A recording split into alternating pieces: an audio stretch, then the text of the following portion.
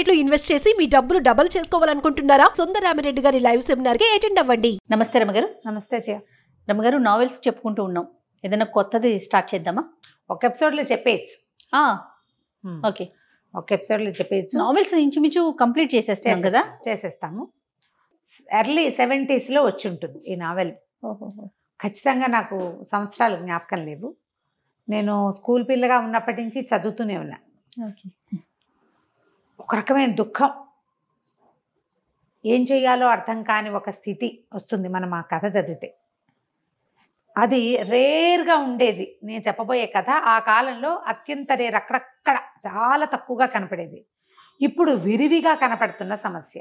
భార్యాభర్తలు విడిపోవటం, పిల్లలు అలో లక్ష్మణ అని అఘోరించటం, తండ్రులు వెళ్ళిపోవటం లేదా తల్లులు వెళ్ళిపోవటం, పిల్లలు దొరికిపోవటం, అటు నాన్నకో అమ్మకో, పేదరికం, చదువుకునే అవకాశాలు లేకపోవటం, సంస్కారవంతులుగా బయటపడగలిగే అవకాశాలు ఉండకపోవటం.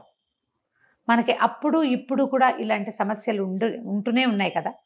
ఇప్పుడు ఏమైనా మరి అంటే లోకంలో అందరూ చేస్తున్న వ్యవహారం కాబట్టి చాలామంది, అంటే అందరూ అనద్దు పోనీ, సహజంగానే కనపడుతోంది. ఏముంది, విడాకులు తీసుకున్నారు, ఏముంది విడిపోయారు అని. పిల్లలు తల్లి దగ్గర తండ్రి దగ్గర ఉంటారు, ఏ తాత ఇంట్లోనూ పెరుగుతారు. చాలా క్యాజువల్గా తీసేసుకుంటున్నాం రమగారు, అది పెద్ద విషయంగా ఆలోచించట్లేదు మనం.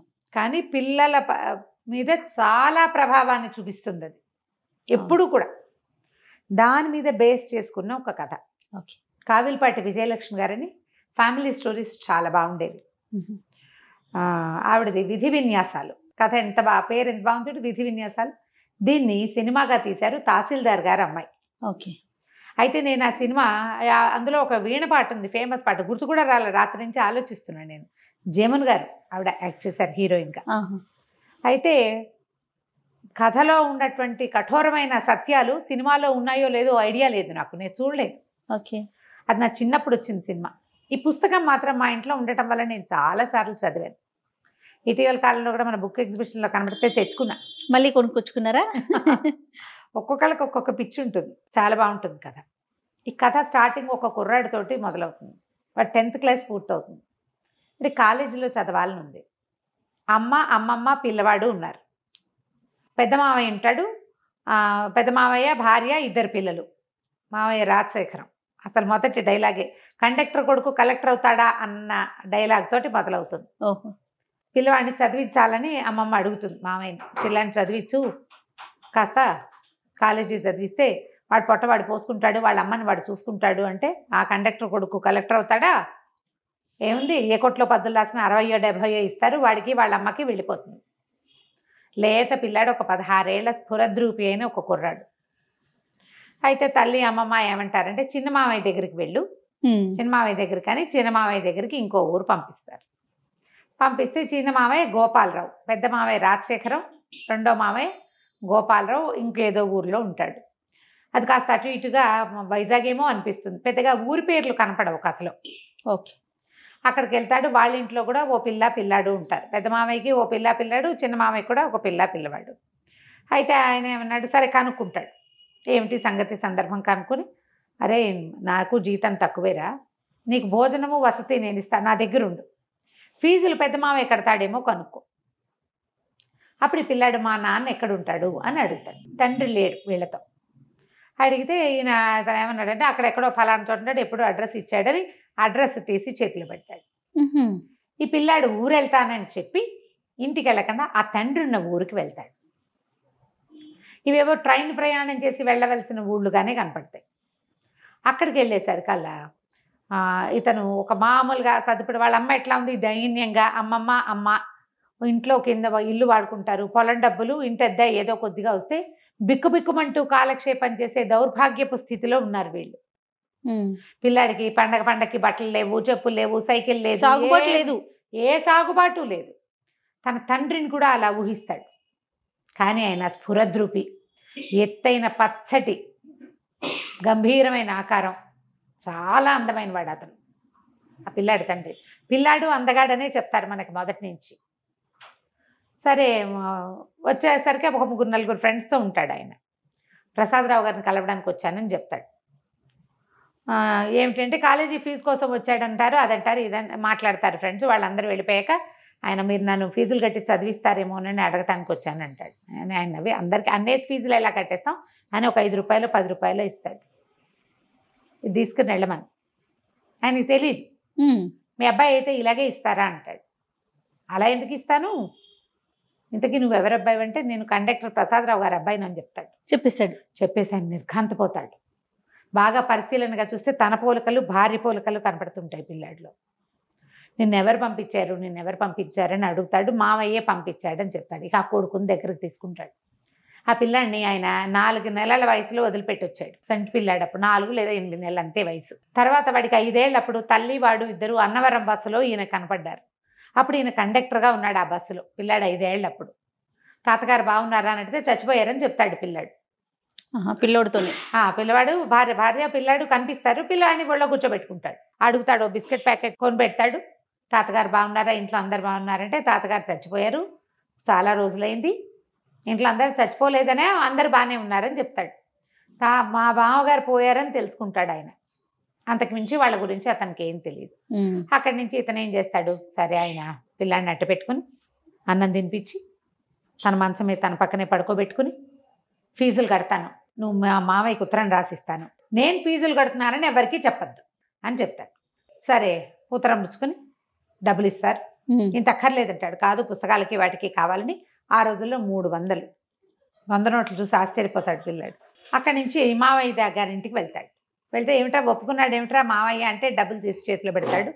తండ్రి రాసిన ఉత్తరం ఇస్తే ఆశ్చర్యపోతాడు. ఊరిని భలేవాడివిరా నువ్వు, చూసిరమ్మంటే కాల్చి వచ్చావని ఉత్తరం చదువుకుంటాడు. సరే ఇక్కడే ఉండు, డబ్బులు ఫీజులు కడదామని మంచి కాలేజీలో చేర్పిస్తారు. ఏ కాలేజీయో మనకు చెప్పరు, కాలేజీ వ్యవహారాలు ఏముండవు. కాలేజీకే ఉత్తరం రాస్తుంటాడు తండ్రి కొడుకు ఉత్తర ప్రత్యుత్తరాలు నడుస్తాయి. మళ్ళీ ఇంకోసారి తండ్రి దగ్గరికి వెళ్తే ఆయన బట్టలు కుట్టిస్తాడు కొడుక్కి. సరదాగా ఉంటుంది. 16-17 ఏళ్ళ పిల్లాడు పచ్చగా పొడుగ్గా ముచ్చటగా ఉంటాడు. వాడికి మంచి మంచి బట్టలు వేసుకుని చూసుకోవాలని ఉంటుంది తండ్రికి. వీడి ఫీజులు ఎవరు కడుతున్నారు, చిదంబర రహస్యం, ఎవరికీ తెలియదు. మావయ్యకి తెలుసు కదా, ఈ మావయ్య కట్టాడు అనుకుంటారు. అయితే వీడు చెప్తాడు, ఎవరికి చెప్పద్దన్నారు మా నాన్న అని. ఉత్తరంలో కూడా అదే ఉంటుంది. అత్తయ్యకి చెప్తాను, ఆమె దగ్గర నుంచి రహస్యం బయటకు వెళ్ళదని, మళ్ళీ గొడవలు వస్తాయి మాకు అని భార్యకి మాత్రం చెప్తాడు. ఆవిడ ఎవ్వరికీ చెప్పదు. ఈ అన్నదమ్ముల మధ్య కూడా అంత విరివైన రాకపోకలు ఉండవు. కథ దాదాపుగా ఒక 6-7 సంవత్సరాల పాటు నడుస్తుందన్నమాట. మధ్యలో పాత కథ రివైవ్ అయ్యి కనపడుతుంది. సరే పిల్లాడు చదువుకోవటం మొదలు పెడతాడు. ఇంటర్మీడియట్ అయిపోతుంది, డిగ్రీలో చేరుస్తాడు. పెద్దమావయ్యకి ఆశ్చర్యంగా ఉంటుంది. పిల్లాడికి కాన్ఫిడెన్స్, అంతకుముందు భయంగా బిక్కుమని పేదరికము, తండ్రి లేకపోవటం వల్ల చుట్టుపక్కల వాళ్ళంతా మీ నాన్న వెళ్ళిపోయాడు, మీ అమ్మని వదిలేశాడు లాంటివి విని పిల్లలు చాలా బేలగా ఉంటారు. ఎప్పుడైతే ఈ తండ్రి దగ్గరికి వెళ్ళటము, ఆయన డబ్బు ఇవ్వటము, ఆయన బాగా చూసుకోవటము, ఆయన చాలా మంచివాడని అతనికి తెలియటం, దాంతో ఒక కాన్ఫిడెన్స్ వచ్చేస్తుంది పిల్లాడికి. కాన్ఫిడెన్స్ పెద్ద సౌందర్యం, అన్నిటికంటే పెద్దది. అయితే ఈ పెద్ద మావయ్యకి ఆశ్చర్యంగానే ఉంటుంది. ఇంత డబ్బు గోపి ఎక్కడ ఎలా కడుతున్నాడు తమ్ముడు అర్థం కాదు. మెల్లిగా డెవలప్ అవుతాయి. వీళ్ళింట్లో ఓ పిల్లవాడు ఉన్నారు కదా, పద్మజ, గోపాలరావు కూతురు పేరు పద్మజ, పిల్లాడు ఒక సీను. రాజశేఖరానికేమో ఓ జయ, చంద్రం, 2 పిల్లలు. ఆ జయ చాలా అందంగా ఉంటుంది. ఈ పద్మజ కొంచెం సామాన్యంగా మేనత్త పోలికగా ఉంటుంది. దీనికి పూర్వగాథ ఏం చెప్తారంటే, తహసీల్దార్ గారు వెంకటరామయ్య గారు ఏదో ఆయన పేరు, ఆయనకి ఒక కూతురు 2 కొడుకులు. ఆ కూతురు పేరు మధుమతి. వాళ్ళ పక్కింట్లో ఒక ముసలి మామగారు ఒక కుర్రాడు అద్దెకుంటారు. పిల్లాడు ఏదో డిగ్రీ చదువుకున్నాడు, ఉద్యోగం వేయించమని తహసీల్దార్ గారిని అడుగుతుంది ఆవిడ. వీళ్ళింటికి కొంచెం రాకపోకలు ఉంటాయి. ఆ కుర్రాడు ఆ మధుమతి కొంత ప్రేమలో పడతారు. అబ్బాయి చాలా అందమైన వాడు. ఈ అమ్మాయి కూడా బాగుంటుంది, కానీ అతను ఎక్కువ అందగాడు. ప్రేమలో పడతారు. ఒక 2 సంవత్సరాలు గడిచేసరికి అలా 1 సంవత్సరం గడిచింది, ఉద్యోగం స్థిరపడింది అబ్బాయికి. పిల్లకి ఇతని మీద మనసు ఉందని తెలుసుకుని తండ్రి వాళ్ళిద్దరికీ పెళ్లి చేయాలనుకుంటారు. ఆ ముసలి మామగారు కాస్త చనిపోతుంది. చనిపోతే కుర్రాన్ని తెచ్చి తమ ఇంట్లోనే పెట్టుకుంటారు. చక్కగా పెళ్లి చేస్తారు. పెళ్లి చేసి తమ ఇంట్లోనే ఇల్లరికం ఉంచుకుంటారు. ఆ అబ్బాయి ఎంతసేపు బయటికి వెళ్ళిపోదాం అంటాడు. ఆ అబ్బాయే ఈ ప్రసాదరావు, ఈ పిల్లవాడి తండ్రి. ఆ మధుమతి ఆ పిల్లాడి వాసు తల్లి. మన కుర్రాడి హీరో ఉన్నాడు కదా, వాసు అతని పేరు. అయితే వీళ్ళిద్దరూ కలిసి ఉంటారు. 5 సంవత్సరాలకు కానీ పిల్లలు కలగరు. 5 ఏళ్లకి ఈవిడ ప్రెగ్నెంట్ అయ్యింది. క్రమంగా ఏమైందంటే, ఆ రోజుల్లో ఏదో ఒక సంఘటన జరుగుతుంది. అదేంటంటే, ఆయన ఏదో ఒక ఉద్యోగం జోగయ్యో ఎవడో ఆఫీస్లో ఉన్నటువంటి ఒక ప్యూన్ తాలూకు ఉద్యోగం తీసేసే ఒక ఇది జరుగుతుంది. జరిగితే ఆ జోగయ్యకి ఈ ప్రసాద్కి స్నేహం ఉంటుంది బాగా. ఇతను ఆ కాగితం నేను పెట్టనంటాడు. ఆయన తహసీల్దారు, ఇతను యూడీసీ, ఒక హెడ్ క్లార్కో ఏదో అవుతాడు ఇతను. ఆయన ఎంత బాగానో చూసుకుంటారు అల్లుడిని. మంచి మంచి బట్టలు కుట్టిస్తారు, ఎంత బాగుంది, ఓసారి ఎట్రా ఇట్రా అని బట్టలు చొక్కా సరిపోయింది లేదో చూస్తారు, పిల్లతో కలిసి సినిమాలకు తిప్పుతారు, నువ్వే మా ఇంటికి పెద్ద కొడుకు అంటారు.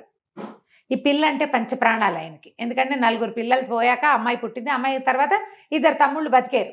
దాంతో అమ్మాయి లక్ష్మిగా భావిస్తారు ఆ మధుమతిని. దాంతో పిల్లని బయటికి పంపడం ఇష్టం ఉండదు. ఇబ్బాయి కూడా ఎవరు లేరు కదా, మా అవ్వగారు చనిపోయింది కదా, చచ్చిపోయిన ఆవిడకి ఇంకెవరున్నారు, అతనికి ఎవ్వరు అన్నదమ్ములు లేరు, అక్క చెల్లెలు లేరు, అమ్మ నాన్న లేరు.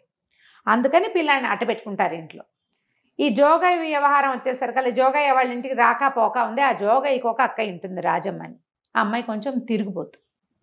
పుకారు ఏమని పుడుతుందంటే ఆ రాజమ్మతోటి ఇతనికి సంబంధం ఉంది ఈ ప్రసాద్కి, అందుకనే జోగయ్య ఉద్యోగాన్ని కాపాడారు అని పుట్టింది పుకారు. ఈ చిన్నతనపు ఆడపిల్లలకి అలాంటి వార్తలు ఏమైనా తడితే ఇతను ఇంత పంచప్రాణాలుగా ఉంటాడు, తనంటే ప్రాణం పెడతాడు అనేది గుర్తురాదు.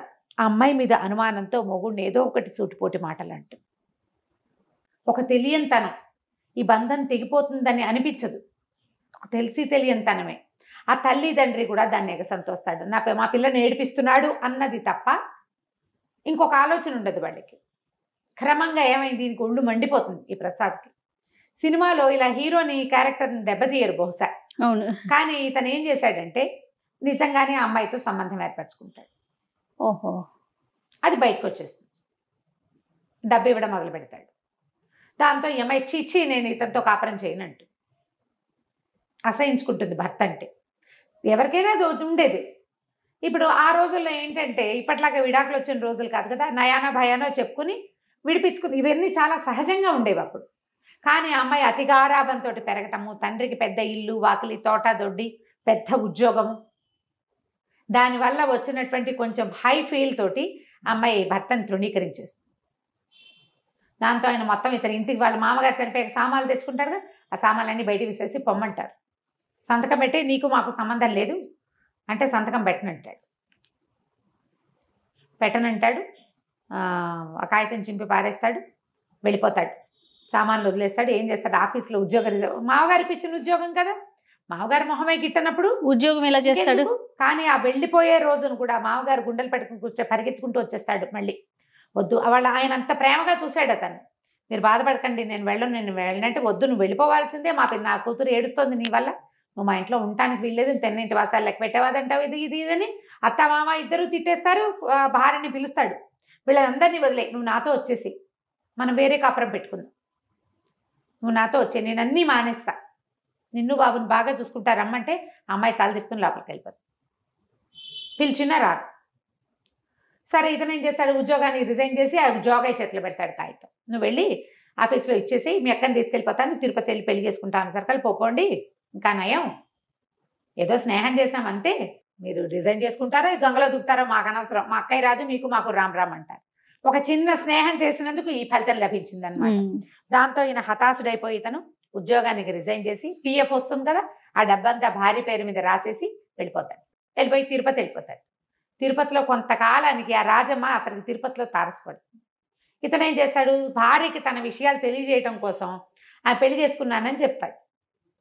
ఆవిడేమో ఈ తహసీల్దార్ గారికి అంటిస్తుంది ఆ రాజమ్మ, ఎల్లుడ గారు తిరుపతిలో కనపడ్డాడు, పెళ్లి చేసుకున్నట్టు చక్కగా చోకిలాగా ఉన్నాడు అని. ఇక ఇతను ఎప్పటికైనా తిరిగి వస్తే, ఇప్పుడు ఇన్ని మాటలు అన్నాక అతను తిరిగి వస్తాడని ఎట్లా అనుకుంటారు ఎవరైనా, అదే కదా జనరల్గా అవుతుందా అట్లా? ఏనాటికైనా అతను వస్తాడేమోనని ఆశ పెట్టుకుని ఉన్న ఆ అమ్మాయికి ఈ భర్త వెళ్ళిపోయే వరకు అతని మీద అసహ్యంగా ఉంటుంది. వెళ్ళిన దగ్గర నుంచి అతను తనతో ఉన్న ప్రేమాయ గుర్తొస్తుంది. పిల్లాడు తండ్రి లేని వాడైపోయాడు, చుట్టుపక్కల వాళ్ళంతా చిన్నబుచ్చుతారు, అది మొగాడికి ఏదో ఒకటి ఉంటే దానికోసం కాపురం కాలదనుకుంటారా ఎవరైనా, అది ఎలాగో అనే మాటేగా. దాంతో ఒక విరాగిగా మారిపోతుంది ఆ అమ్మాయి.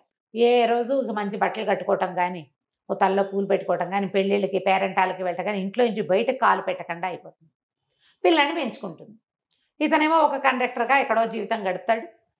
అయితే బిఏ చదువుకున్నానని చెప్పి తిరుపతిలో ఇతను అలా ఉండగా చచ్చిపోదాం అనుకుంటాడు. ఒక స్నేహితుడు ఎవరో కనపడతాడు, కాలేజీ ఫ్రెండ్, ఇదేమిటో నువ్వు అకౌంట్స్లో చాలా గట్టివాడివి, ఇట్లా చేసావు, పదా నీకు ఏదైనా ఒక ఉద్యోగం ఇప్పిస్తా, నీ బతుకు నువ్వు బతుకుతూ కానీ దీంతో అయిపోయిందా అని చెప్పి ఉద్యోగం వేస్తాడు ఒక బస్సులో కండక్టర్గా. ఆ బస్ కండక్టర్గా ఉన్నప్పుడు ఈ భార్య కొడుకుని చూస్తాడు ఆయన. ఓహో. ఆయన కండక్టర్గా ఉన్నాడని అమ్మాయి ఇంటికి వెళ్ళి తల్లికి తమ్ముళ్ళకి చెప్తుంది. ఈ కండక్టర్ కథ అయిపోయింది కదా. ఈయన బస్సులో ఉండగా ఒకసారి ఏవో అకౌంట్స్ సరిగా లేకపోతే ఇతను అకౌంట్స్ చూసి పెడితే ఆ బస్సు అని రాసి చెడిపోతాడు సీటు. ఏంటండి మీరు ఇంత బాగా చేస్తున్నారు, ఎలా చేస్తున్నారంటే ఈయన ఇంకేం చేయలేక చెప్తాడు, బిఏ చదివాను, అకౌంటెన్సీయే నా సబ్జెక్టు, ఫలానా తహసీల్దార్ ఆఫీస్లో పనిచేశాను అనేసరికి ఆయన ఆశ్చర్యపోయి మీరు అకౌంట్స్ చూడండి, ఇంకా నేను కండక్టర్ పని చేయొద్దంటాడు. జీతం పెరుగుతుంది, ఏదో చిల్లర కోసము ఒక లాటరీ టికెట్ కొంటాడు. 40,000 వస్తుంది. ఆ రోజుల్లో 40,000 అంటే ఇప్పుడు 40 లక్షలతో సమానం, ఇంకా ఎక్కువే. అయితే రక్షణ నిధికి ఇచ్చేస్తాను, ఈ డబ్బు నేనేం చేసుకుంటాను, భార్య పిల్లాడు నా నుంచి సెపరేట్ అయిపోయారు, జీవితం మీద ఆశ లేదంటే ఆయన ఒప్పుకోడు. అలా వద్దు, ఎక్కడైనా డబ్బు మదుపు పెట్టండి, మీకు కాకపోతే ఎవరికో వస్తుంది, డబ్బులు వస్తూ ఉంటాయి, ఎవరికైనా పిల్లలకి పేద పిల్లలకి చదువుకోవడానికి దానికి సహాయం చేద్దురు. కానీ ఓసారి డబ్బు ఇచ్చేయటం ఏంటండి, ఓ 2,000 ఇవ్వండి, మిగిలిన 8,000 మదుపు మిగిలిన డబ్బులు మదుపు పెట్టండి అని బలవంత పెడతాడు. పెట్టేసరికల్లా కొంత డబ్బు రక్షణ నిధికి ఇచ్చి ఒక రైస్ మిల్ ఏదో కొంటాడు. అట్లా అట్లా బ్రెయిన్ బాగుంది, మంచి తెలివైన వాడు కదా, అట్లా అట్లా అట్లా డెవలప్ అవుతుంది. ఈయన చక్కగా మంచి పెద్ద బిజినెస్ షాపు, బోల్డన్ వ్యవహారాలు ఉన్నాయి. ఈయన ఇలా ఉండిపోయాడు. పెళ్ళానికి అహంకారము పొగరు అనుకుంటాడు అతను. ఆ అమ్మాయికి ఎలాంటి దుర్భరమైన జీవితం లభించింది చివరికి ఆయనకి తెలియదు. పిల్లాన్ని భార్య పంపించిందని ఒక అనుమానం ఉంటుంది లోపల. వాడు ఒట్లు సత్యాలు పెట్టుకుంటాడు, అవి కాదు మా అమ్మ పంపలేదు, మా అమ్మకి అసలు తెలియదని. ఇప్పుడు ఈయన ఈ డబ్బులు ఇస్తున్న సంగతి చెప్పొద్దంటాడు. ఈ పిల్లాడు చక్కగా కళగా మంచి మంచి బట్టలు వేసుకుంటాడు, చక్కగా చదువుకుంటాడు, బిఏ అయిపోతుంది. అయితే డిగ్రీ అయిపోయాక ఇంకా నేను చదవను అని తల్లి చెప్తాడు. ఇతను తల్లిని చూడడానికి వెళ్ళేసరికి ఏమవుతుంది, మేనమామ పెద్ద మేనమామ పక్క దగ్గరే ఉంటారు కదా, వాళ్ళు పొలం డబ్బులు అవి ఇవ్వడం మానేస్తారు. ఈ వాళ్ళు ఏం చేస్తారంటే ఆస్తులు, నాన్నగారు చనిపోయాక ఆస్తులు వాటా వేసినప్పుడు 2 వాటాలే పడతాయి. ఆడపిల్లకి ఇవ్వకపోతే రెండో అతను పొట్లాడతాడు, ఆ గోపాలరావు అన్న అతను. అది తప్పు, అక్కయ్య మనతో ఉండిపోయింది, నాన్నగారే అక్కయ్య జీవితాన్ని ఇట్లా చేశారు, ఇది పనికిరాదు, మనం ఇంటి మీద అద్దె తీసుకోవద్దు, పొలం డబ్బులు తీసుకోవద్దు, ఆస్తులు మనవి, అమ్మ అక్కయ్య ఉన్నాళ్ళు అక్కయ్య కొడుకు బతికి బాగుపడేదాకా అక్కయ్యకి కూడా వాటా ఇవ్వవలసిందే అని ఇతను పట్టుబడతాడు. ఎప్పుడైతే ఈ పిల్లాడు బ్రహ్మాండంగా చదువుకుంటూ జామను బట్టలు వేసుకుని తిరుగుతూ వాచీలు పెట్టుకుంటూ ఉండేసరికల్లా మేనమావకి ఏమనిపిస్తుంటే డబ్బంతా నీ కొడుక్కి దోచిపెట్టి ఇక్కడ పేద వేషం వేస్తున్నావు, ఇక నేను మీకు డబ్బు ఇవ్వను అని చెప్పేస్తాడు. అయితే కథలో ఒక అర్థం కాని మ్యాటర్ ఎక్కడ కనపడుతుందంటే అమ్మాయికి ఒక 30 తులాల బంగారము, పట్టు చీరలు అవి ఇస్తాడు ప్రసాదరావు. ఆ బంగారం ఏమైంది అనే మాట చెప్పరు. పెళ్ళప్పుడు మా అమ్మది అని చెప్పి ఇస్తారు, మంచి మంచి వస్తువులు కొనిపెట్టారని చెప్తారు. మరి ఆ బంగారం ఆయన పట్టుకెళ్ళాడో ఈవిడ పట్టుకెళ్ళిందో అర్థం కాదు. మరి నా చిన్నప్పుడే నాకు అర్థమయ్యేది కాదు. వీళ్ళ దగ్గర గోల్డ్ ఉంది కదా, మరి ఆ గోల్డ్ కూడా పారేసింది. ఇతను సామాన్లు వదిలిపెట్టి వెళ్ళిపోయాడు కదా, నాన్నగారు ఏం చేస్తారు, అవన్నీ దానం చేసేసారు. ఆఖరికి ప్రావిడెంట్ ఫండ్ డబ్బు భర్తది కూతురుకు వస్తే అది కూడా ఆయన రక్షణ నిధికి ఇచ్చేసారు. వాడి డబ్బు కూడా నాకు వద్దని. కానీ వాడి కొడుకు మాత్రం ఉండిపోయాడు ఆవిడ దగ్గర. ఇప్పుడు డబ్బు వస్తువుల కంటే పిల్లలు ఎక్కువ కదా, జీన్స్ కదా అవి, అది ఆలోచించారు. దాని కొడుకే అనుకుంటారు, అతని కొడుకు అన్న ధ్యాస ఉండదు. చాలా మంది చేస్తారు ఇలాంటి ఆలోచన, పిల్లల దగ్గర ఆలోచించారు అట్లా. సరే ఏమవుతుంది, డబ్బులు లేవు, తల్లి పరమ పేదరికంలో ఉంటుంది. మా అమ్మమ్మ ఒంటి పూట తింటున్నారు, నేను ఇంకా చదువుకోనని ఏడ్చి మొత్తుకుంటాడు తండ్రి దగ్గర. ఆయన ఒప్పుకోడు. నువ్వు కండక్టర్ కొడుకు కలెక్టర్ అవుతాడా అన్నాడు మీ మామయ్య. కలెక్టర్ అయ్యి చూపించాలి, నువ్వు సెటిల్ అవ్వడం కావాలి, నువ్వు కలెక్టర్ అయ్యి భార్య పిల్లలతోటి బాగుంటే చూడాలనుంది నాకు, నువ్వు చేయడానికి వీల్లేదంటే మా అమ్మ ఇట్లాంటి పరిస్థితుల్లో ఉంటే నేను ఇలా మీరు కుట్టించిన ఉలెన్ సూట్లు అవి వేసుకుని వాచీలు ఉంగరాలు పెట్టుకుని స్కూటర్ కొని పెడతానంటాడు. ఎంఏకి యూనివర్సిటీ దూరం కాబట్టి స్కూటర్ కొంటాను, స్కూటర్ నేర్పిస్తాడు మనిషి వచ్చంటే. ఒప్పుకోడు వీడు పిల్లవాడు. ఒప్పుకోకపోతే ఆయన గట్టిగా బతిమలాడి సరే మీ అమ్మకి నేను ఏర్పాటు చేస్తానని ఓ 10 చీరలు వీడికి బట్టలు కొని వాసుకి, భార్యకు కూడా బోళ్ళని చీరలు నా జాకెట్లు అన్నీ కొనిచ్చేసి నువ్వు పట్టుకెళ్ళు, మీ మామయ్యకి నేను ఉత్తరం రాస్తానని చెప్తాడు. వీరు తండ్రి దగ్గర నుంచి ఇంటికి వెళ్ళేసరికల్లా తల్లి వస్తుందన్న కబురుతో సిద్ధంగా ఉంటుంది. అయితే ఈ గోపాలరావు ఏం చెప్తానంటే మీ నాన్న నువ్వు ఉంటున్నావు కాబట్టి నాకు డబ్బు ఇస్తూనే ఉన్నాడు, మీ అమ్మని తెచ్చి నా దగ్గర పెట్టుకోమని చెప్తున్నాడు, నేను తీసుకొస్తానులే అని చెప్పి వాళ్ళ అన్నదమ్ములు ఇద్దరు మాట్లాడుకుని ఇక అక్కయ్యని నా దగ్గర ఉంచుకుంటా, దాని కొడుకు చదువుకున్నాక వాళ్ళిద్దరు వాళ్ళ దారిని వాళ్ళు వెళ్తారు, అమ్మని నువ్వు అట్టి పెట్టేసుకో, పొలం డబ్బు ఇంటి మీద వచ్చే అద్దె సగం తీసేసుకుందాం అని చెప్పేసి అక్కయ్య నువ్వు నా దగ్గర ఉండు, నీ కొడుకు చదువు పూర్తయ్యేదాకా అని వాళ్ళ అక్కని పిలుచుకుంటాడు. ఏరా అమ్మని నువ్వు అన్నయ్య పంచుకున్నారని బాధపడుతుంది, కానీ మెల్లిగా వీళ్ళ ఇంట్లో ఎక్కష్టం అయిపోతుంది. ఈ కథలో ఒక అంతర్వాహినిగా మనకేం కనపడుతుందంటే ఈ గోపాలరావు కూతురు పద్మజ ఆ పిల్ల ఈ వాసుకి అట్రాక్ట్ అవుతూ ఉంటుంది. కానీ ఇతనికి అలాంటి భావాలు ఉండవు. వీరికి జయ చాలా అందంగా తనే అనిపిస్తుంది, కానీ అది అక్కడే ఉండదు. ఆ అమ్మాయి దానికి వేరే ఫ్రెండ్స్ ఉంటూ ఉంటారు. కథ స్లోగా నడుస్తుంది, చక్కటి సంభాషణ. పుస్తకం దొరికితే మొదలు పెట్టామంటే చివరి దాకా వదలలేం మనం. చకచకా నడిచి వెళ్ళిపోతుంది. నేను ఇంకా స్పీడ్గా కూడా చెప్పేస్తున్నాను. సరే, ఎంఏ పూర్తవుతుంది అబ్బాయికి. ఐఏఎస్ సెలెక్షన్ కూడా అయిపోతుంది. ఐఏఎస్ సెలెక్షన్ అవుతుంది. అయిన తర్వాత అప్పుడు పెళ్లి చేసుకోమంటాడు తను. పెళ్లి చేసుకోమంటే నేను పెళ్లి చేసుకోను, మా అమ్మ నాన్న కలిసి ఉండాలని నా కోరిక. అంటే పిచ్చ కింద నీకు, మా జీవితాలు ఎప్పుడో ముక్కలైపోయినాయి, మనసులు ముక్కలైపోయినాయి మావి, మేము కలవం అంటే కాదు, మా అమ్మ ఒప్పుకుంటే మీరు కలిసి ఉంటారా అంటే ఆయన ముందు మీ అమ్మని అడుగు, అప్పుడు చూద్దామండి అనేసరికల్లా సరే ఈ సెలక్షన్స్ అవి ఇతను ట్రైనింగ్కి వెళ్ళే ముందు తల్లిని ఓ రోజు పిలిచి అడుగుతాడు, అమ్మా నాన్నగారు ఎక్కడున్నా ఒకవేళ ఆయన వచ్చి నేను తీసుకెళ్తానంటే ఆయనతో పాటు ఉంటావా నువ్వు అని. ఆవిడ, నాకు అంత అదృష్టం ఉందా, నా తెలివి తక్కువతనం, మా తండ్రికి ఉన్న డబ్బు గల వాళ్ళ పిల్ల కాబట్టి ఆవిడ హాయిగా ఉందనుకుంటాడు ఆయన. కానీ తండ్రి చనిపోగానే, తండ్రి ఉద్యోగం పోగానే వాళ్ళకున్న ఆస్తి 3 ముక్కలైపోదు. అంతేగా, పదవిలో ఉన్నప్పుడు పదవిలో లేనప్పుడు అసలు మనిషే లేనప్పుడు తేడా ఉండదు. అతనికి ఆ సంగతి ఆలోచనకి రాదు, తెలీదు అతనికి. డబ్బులున్న వాళ్ళ పిల్ల, ఆ పిల్లకి డబ్బు వల్ల అహంకారం అనుకుంటాడు. కానీ ఆ ఏజ్కి ఇట్లా పరస్త్రీలతో సంబంధం ఉంది భర్త కంటే, దాన్ని ఓర్చుకోలేరనే విషయం ఈయనకు అర్థం కాదు. ఒక చిన్న మేలిగో మొండితనం అతనికి. పెద్దింట్లో పుట్టడం వల్ల నేను అనే ఫీలింగ్ ఆవిడకి. ఇంతే, సరేనంటు అనేసరికి సరే ఏమనుకుంటారు, ఈ పెళ్లి సంబంధాలు జయనిచ్చి చేస్తామని ఉత్తరం రాస్తారు. వీడికి ఐఏఎస్ సెలక్షన్ వచ్చింది కాబట్టి వాళ్ళని చేసుకోవటం ఏంటమ్మా, జయ ఎవరో జగపతి అని కుర్రాడితో తిరుగుతుంది అంటే, ఆ జగపతి ఎవరో దొరలు కొడుతూ పిల్లని తెచ్చుకున్నాడు, అది కాదు నేను చేసుకోనని రాసేసేయమంటాడు. ఈ పద్మజకి ఎన్ని సంబంధాలో చూస్తారు, వచ్చిన ప్రతి సంబంధము తిరగొట్టేస్తుంది ఈ పిల్ల. అయితే చెప్తుంది, నేను బాధ్యతలు బరువుతోటి ఉన్నాను, నువ్వెందుకు చేసుకోలేదంటే, నాకేవో బాధ్యతలు బరువులు భయాలు ఉన్నాయి నాకంటాడు. ఈ అమ్మాయి చెప్తే బాధ్యతలు భయాలు పోయిన తర్వాత నేను ఎవరిని ప్రేమించానో వాడికి చెప్తానంటే వీడికి అర్థమవుతుంది ఈ అమ్మాయి తను ఏం చేస్తుంది అని. అలా ఇంటి ఉద్దేశాలు పెట్టుకోవద్దు, నేను నీ మీద కన్నేసి మీ ఇంట్లో చేరాను అనుకుంటారు, నేను ఎప్పుడు నీతో తప్పుగా ప్రవర్తించలేదు, నాకు అలాంటి ఉద్దేశం కూడా లేదంటాడు. ఏడ్చుకుంటూ వెళ్ళిపోతుంది. ఆ పిల్ల మాత్రం తల్లిదండ్రికి చెప్పదు. వాళ్ళు ఏమనుకుంటారు, పోనీ వీడిని అడుగుదామా అనుకుని కూడా అక్కయ్య బయటపడలేదు, నేను ఎందుకు అడగాలనుకుంటారు. ఎవరికి వాళ్ళకి మనసులో ఉంది కానీ ఊరుకుంటారు. ఈ మధుమతికి ఏమని ఉంటుంది, పిల్లాడిని ఇంత చదివించాడు తమ్ముడు, పిల్లనిచ్చే ఉద్దేశంతో చదివించి ఉంటాడు అనుకుంటుంది. కానీ ఆవిడకి లీలగా అనుమానం ఉంటుంది, ఎవరికైనా ఇల్లరికానికి కొడుకు ఒప్పుకున్నాడా, అందుకే వాళ్ళు డబ్బిస్తున్నారా, లేదా ఎవరికైనా దత్తతొస్తానని ఒప్పుకుంటే వాళ్ళు డబ్బిచ్చి చదివిస్తున్నారేమోనని. వాటికి ఒప్పుకోవద్దంటుంది. పక్కింట్లో ఉన్న తహసీల్దార్ గారికి ఒక లావుగా నల్లగా బొద్దుగా ఉన్న పిల్ల ఒకటి ఉంటుంది, వాళ్ళు ఉద్యోగం వేయిస్తామని మనవరాలను చేసుకోమంటారు. ఈ అమ్మాయి చెప్తుంది, తహసీల్దార్ గారు వీళ్ళ పక్కిల్లే, ఈ పక్కింట్లో అద్దెకుంటే కదా నా భర్తకు ఉద్యోగం వేయించి నేను ఇంట్లోకి తీసుకొచ్చుకున్నాను, నా పిల్లాడు ఇల్లరికం వెళ్ళకూడదు. ఈ ఉద్యోగస్తులు ఉద్యోగం వేయించగలిగే వాళ్ళ ఇంటి పిల్లని చేసుకుంటే వాళ్ళ నాన్న బతికే అవుతుంది వాడిది కూడా. ఈ పిల్లాడు ఇంచుమించుగా వాళ్ళ నాన్నక మళ్ళీనే ఉంటాడు. నాకు గుర్తుండి శోభన్ బాబు గారు ఏమైనా డబల్ యాక్షన్ ఏమోనని అనుకుంటా, గుర్తులేదు నాకు, దానికోసం సెర్చ్ చేసే టైం కూడా లేదు. ఈ పూటే కదా అనుకున్నాం చెప్దామని. అయితే ఏమవుతుంది, సరే ఇతను ఉత్తరం రాస్తాడు, అమ్మ మీతో రావడానికి సిద్ధంగా ఉంది, మామయ్యకి ఉత్తరం రాయండి అని రాస్తే ఆయనేం అర్థం చేసుకుంటాడు, ఓహో చిన్న మామయ్య కూతురుని చేసుకోదలుచుకున్నాడని ఇతనికి ఉత్తరం రాస్తాడు. గోపాలం, మీ అమ్మాయిని చేసుకోవడానికి మా వాడికి ఇష్టమే, మీ పిల్లనిచ్చి మా వాడికి పెళ్లి చేసేయాలి. వాళ్ళు ఏం చేస్తారు, వాసుకి ఓకేటా వాళ్ళ నాన్నతో ఉత్తరం రాయించాడు అని అనుకుని, అక్కయ్య మా అమ్మాయిని చేసుకోవే అని అడుగుతాడు. అదేరా మరి సంబంధాలు చూస్తుంటే, అవును నువ్వు తేల్తామని చూశాను, నువ్వు తేలలేదు, అతనికి ఏంటంటే బాగా డబ్బిస్తున్నాడు అనే విషయం అక్కయ్యకి చెప్పకూడదు. నువ్వు తేలలేదు, అక్కడికి వెళ్ళి ఉత్తరం రాశాడు వాడు అని చెప్తాడు. చెప్పేసరికి ఆవిడ సంతోషిస్తుంది. మేనకోడలు అంటే చాలా ఇష్టం, పిల్ల బుద్ధిమంతురాలు, కానీ అందంగా ఉంది అని చూపించారు, గుండ్రటి మెరిసే కళ్ళు అని మాత్రం చెప్తారు అంతే. ఆ పెద్ద పిల్ల జయ అందంగా ఉందని చెప్తారు కథలో.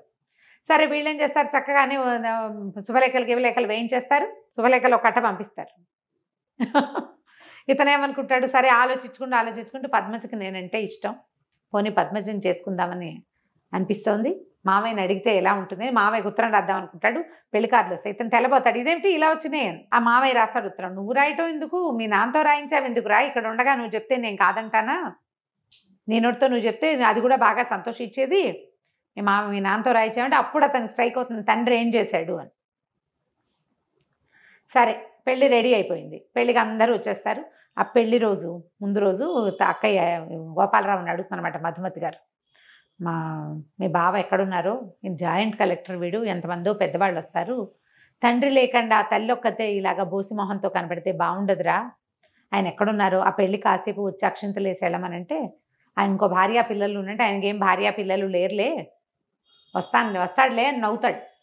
వీళ్ళందరికీ నవ్వులాటగా ఉంది, నా బతికిట్ట ముక్కలైపోయింది, ఇంటల్లుడు లేడు, ఇంట్లో పెళ్ళి, ఇంటల్లుడు లేడు, పిల్లాడి పెళ్ళి, తండ్రి లేడు, వాళ్ళకి ఎవ్వరికీ ఆ లోటు తెలియట్లేదు, నాకు ఒకదానికే తెలుస్తుంది అనుకుంటుంది. తర్వాత ఎన్నిసార్లు అనుకుంటుంది, అతను వెళ్ళిపోయాక ఆవిడ పొరపాటు చేశాను, అతను రారా అని పిలిచేవాడు, వేరే కాపురం పెట్టుకుందామని ఎన్నిసార్లు అడిగాడు, ఆ రోజు కూడా రమ్మన్నాడు, నేను వెళ్ళకపోవటం ఎంత పొరపాటు చేశాను, పిల్లాడికి వాడి భవిష్యత్తు పాడు చేసేసా, నా జీవితము అంధకార బంధనం చేసుకున్నాను, ఇట్లా వాళ్ళ ఇంట్లో పడి వాళ్ళ చీత్కారాలు తింటూ ఉండవలసి వచ్చింది. అన్నదమ్ములకు పెళ్ళిళ్ళు అయ్యేసరికల్లా ముద్దు ముచ్చట మా అక్కయ్య ప్రేమ ఎందుకుంటుంది. సరే మధ్యాహ్నానికి ఒక ఆయన 2 పెట్టెలు సూట్ కేసు తోటి వస్తాడు, 2 సూట్ కేసులు, హోల్డాలు అవి పట్టుకుని. ఆ పాతకాల కథలు హోల్డాలు బాగా కథలు కనపడతాయి అన్నమాట. బెడ్డింగ్ లాంటిది, అందులో చాలా సామాన్లు ఉంటాయి, పరుపు కూడా ఉంటుంది, ఎక్కడైనా కావాలంటే పరుచుకుని పడుకునేటట్టుగా. వాటితో వస్తే ఆశ్చర్యపోతారు, ఎవరో చుట్టాలు వచ్చారండి. సరే అక్కడి నుంచి అక్కయ్య బాగా వచ్చారు, పైకి వెళ్ళమని చెప్తాడు. ఇప్పుడు వెళ్తే పైకి ఈవిడేం ఊహించుకుంటుంది, అప్పుడెప్పుడో 20 ఏళ్ల క్రితం చూసింది ఒక ఆయన్ని. ఆయన ఎట్లా ఉన్నాడు, కండక్టర్ బక్క చిక్కిపోయి, మొహం అంతా పీక్కుపోయి, జుట్టు ఎర్రగా పీచుకొని, నూనె తైల సంస్కారం లేని జుట్టు, దవడలు లాక్కుపోయిన ఒక బక్క మొహం గుర్తుంది ఆవిడికి. అప్పటికి అతను చాలా నిరాశ దృక్పథంలో ఉన్నాడు కదా. ఇప్పుడు ఆశ్చర్యపోతుంది ఈయన్ని చూసి. ఆయన ఎంత మనిషి, ఆజానుబాహువు, చక్కగా పచ్చగా విశాలంగా నుదురు, బ్రహ్మాండంగా అద్భుతమైన సౌందర్యవంతుడుగా కనపడతాడు. భార్యాభర్త కలుసుకుంటారు. ఆవిడ అడుగుతుంది, నన్ను ఇంకెప్పుడు వదిలిపెట్టి వెళ్ళొద్దు, మీరు ఎక్కడుంటే అక్కడ మీతో సేవ చేసుకుంటూ మీతో పాటు ఉంటాను, నన్ను వదిలిపెట్టకండి, జీవితం అంతా సర్వనాశనం అయిపోయింది అని. ఆ పాత తప్పిదాని గురించి అతను చెప్పడు, ఆవిడ అడగదు. ఎలా ఇలా జరిగింది అనేది తెలియదు. భార్యకు చెప్తాడు, నీ మొదటి రోజునే వీడు 6 ఏళ్ల క్రితమే నా దగ్గరకు వచ్చాడు, 7 సంవత్సరాల క్రితమే, 10th పాస్ అయ్యాక నేనే చదివించాను వాడిని, వాడి ఒంటి మీద ప్రతి గుడ్డ నేను కొన్నదే, నీకు చెప్పొద్దన్నాను, వాడు నాతో యుద్ధం చేశాడు ఒక రకంగా, మా అమ్మ మంచిది అని, నిన్ను నా కొడుకు పక్కన నిలబడి నిన్ను చూడాలనుకున్నాను, నేను ఓడిపోయి నువ్వే కావాలని అడగాలనుకోలేదు అని చెప్తాడు. సరే పెళ్ళైపోతుంది. పెళ్ళయ్యాక తల్లిదండ్రిని పిలుస్తాడు. అవన్నీ పండగలు గిండగలన్నీ వ్యవహారాలు అయిపోయాక మనందరం కలిసి వెళ్దామంటే, వద్దు మీ దారిని మీరు వెళ్ళండి అని చెప్తాడు తండ్రి. తల్లి అంటుంది, ఉన్న నాళ్ళు ఒంటరిగా ఉన్నాను, ఆయన వదిలిపెట్టి రాను అని చెప్తుంది. కొడుకు అవసరం తండ్రికి లేదు, తల్లికి లేదు, వాళ్ళిద్దరూ ఒకరితో ఒకళ్ళు ఉండాలనుకుంటారు. అప్రతిభుడైపోయాడు బాసు అని రాస్తారు చివరికి. విధి ఎలాంటి రకాలుగా తిప్పుతుంది, ఎలాంటి మలుపులు తిప్పుతుందో. ఇప్పుడు వీడు అదృష్టవంతుడు ఈ అబ్బాయి. అవును, చివరి దశలో అయినా అమ్మా నాన్నతో కలిసి ఉండే అవకాశం అబ్బాయికి లభించింది. ఎంతమందికి లభిస్తాయి జయ? అవును రమ్మ గారు. నేను ఎద్దనపూడి సులోచన రాణి గారి ఆరాధన, ఈ విధి విన్యాసాలు చదివినప్పుడల్లా ఏడ్చేదాన్ని జయ. భలే బాధగా ఉంటుంది. అసలు కుర్రాన్ని వాడు బేలగా ఏం చేయాలో తెలియక నిస్సహాయమైన స్థితి వాడిది. వాడికి చదువుకోవాలి, పెద్ద చదువు చదవాలని కోరిక, అవకాశం లేదు. సంపాదన పరుడైన తండ్రి ఉండి, సమర్థుడైన వాడు ఉండి, ఇలా దిక్కుమాలినట్టు మేనమామల పంచన బతకటం ఎంత కష్టం కదా. మరి ఎంత బాగా రాస్తారంటే ఎక్కడ ఎగ్జాజరేషనే ఉండదు. హ్యూమన్ రిలేషన్స్ చాలా సహజమైనవిగా మన చుట్టుపక్కల ఇళ్లల్లో జరిగే ఇలాంటి దాన్ని క్లియర్ పిక్చర్ ఇస్తారు. మనుషులు ఎలా మారుతారు, కండక్టర్ కొడుకు కలెక్టర్ అవుతాడా అన్నవాడు తన కూతుర్ని ఇవ్వడానికి సిద్ధపడతాడు. మనుషులు ఎలా ఉంటారో చూపిస్తారు. చాలా క్లియర్గా ప్రశాంతమైన రైటప్స్ కూడా. అదేంటంటే తీక్షణమైన సంభాషణలు, గాఢమైన అదేదో ఉండదు. తాపీ సంభాషణతోటి సాఫీగా వెళ్తుంది. చక్కటి భాష, మనం మాట్లాడుకునే భాష. క్యారెక్టర్స్ అన్నీ క్లియర్గా ఎవరెవరి వ్యక్తిత్వం ఏమిటి అనేది దానికి ఆ సందర్భంలోనే తెలియజేసేలాగా రాస్తారు. దొరికితే పుస్తకం దొరుకుతుంది ఖచ్చితంగా. ఇప్పుడు అన్ని బుక్ షాప్స్లో ఉండేందుకే అవకాశం ఉంది. కావిల్పాటి విజయలక్ష్మి గారి విధి విన్యాసాలు. ఒకవేళ మీకు సినిమా కనుక దొరికితే తహసీల్దార్ గారు అమ్మాయి సినిమా కూడా చూడండి. ఆ వీణపాట ఏమిటో గుర్తు రావట్లేదు, మీలో ఎవరికైనా గుర్తుంటే కింద కామెంట్ పెట్టండి. తప్పకుండా. నమస్తే రమ్య గారు. నమస్తే.